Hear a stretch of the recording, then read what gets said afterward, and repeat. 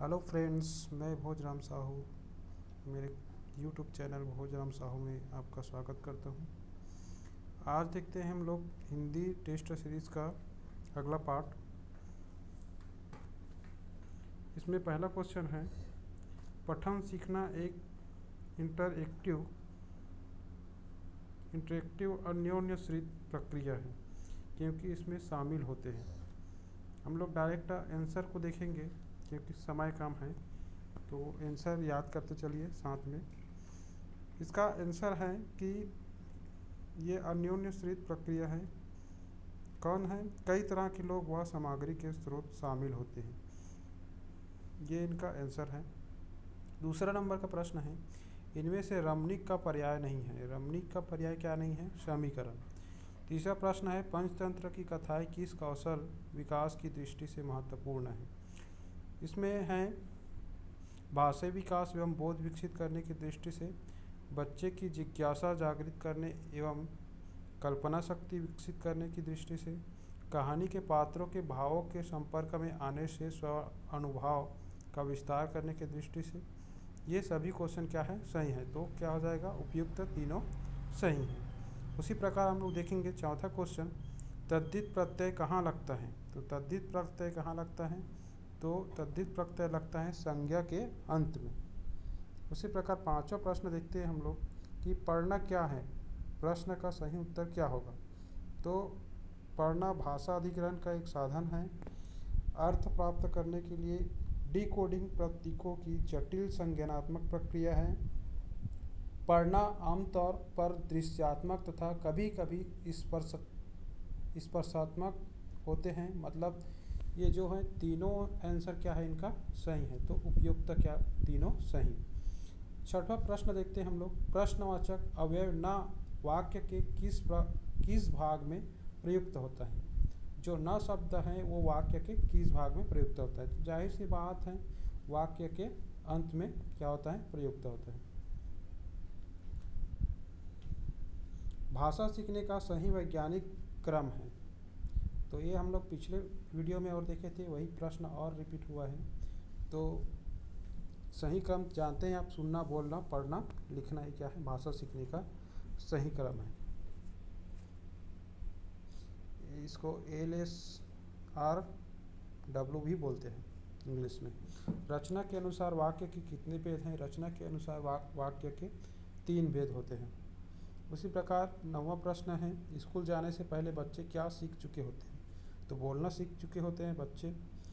10वां प्रश्न है, शुक्र ग्रह को भोर का तारा और संध्या तारा भी कहा जाता है।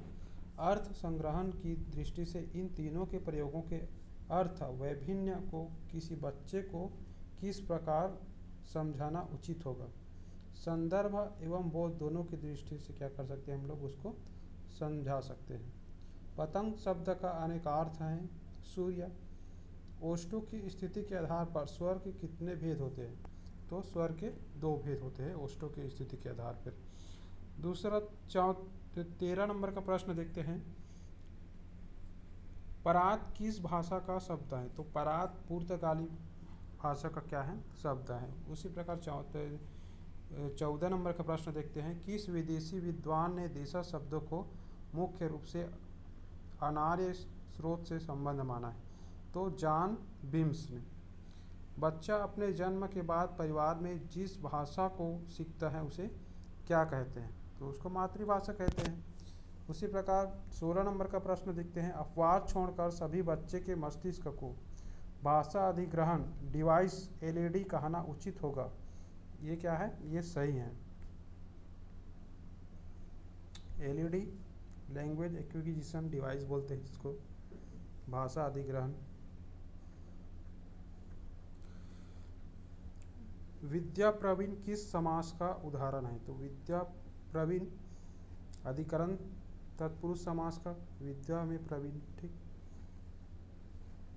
मुहावरे के संदर्भ में निम्नलिखित में कौन सा कथन सही है?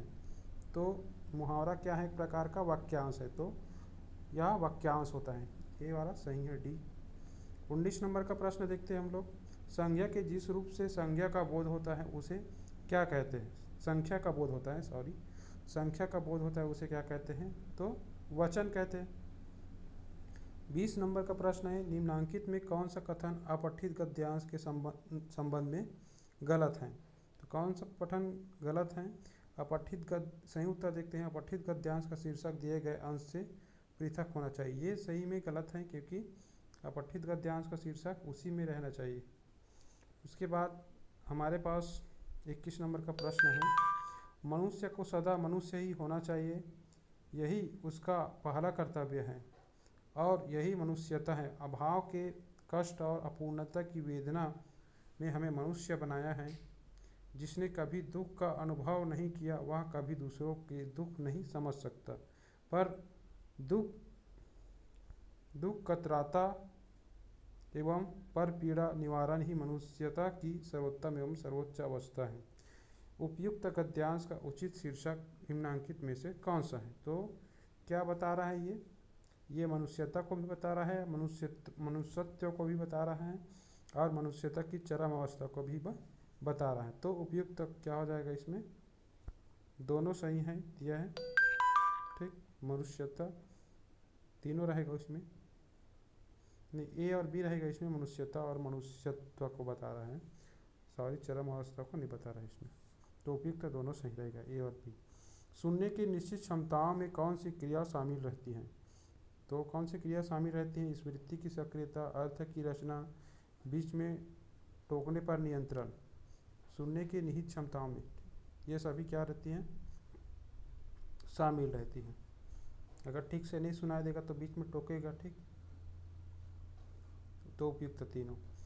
उल्लंघन का संधि विच्छेद करेंगे तो क्या हो जाएगा, उत्थन लंघन हो जाएगा, ठीक। निम्नलिखित में से उपसर्ग वाले शब्दों का सही वर्ग चुनिए। उपसर्ग वाले शब्दों का तो मैंने पहले बताया था पिछले वीडियो में कि उपसर्ग हमेशा कहाँ लगता है, सामने में लगता है। तो देख सकते परिजन लगा है, उपवन लगा है और इसमें आ उपसर्ग लगा है। मेहनत कोई करे लाभ कोई और उठाए, तो बताने वाली लोकोक्ति कौन सी है। तो अंधा पीसे कुत्ता खाए, इनका सही लोकोक्ति। लौट कर आया हुआ के लिए शब्द हैं प्रत्यगत। संपूर्ण प्रजा अब शांतिपूर्वक एक दूसरे से व्यवहार करती हैं और जाति द्वेष क्रमशः घटता जाता है। यह वाक्य निम्नलिखित में से किस प्रकार का है। तो ये क्या है प्रकार का, संयुक्त वाक्य है।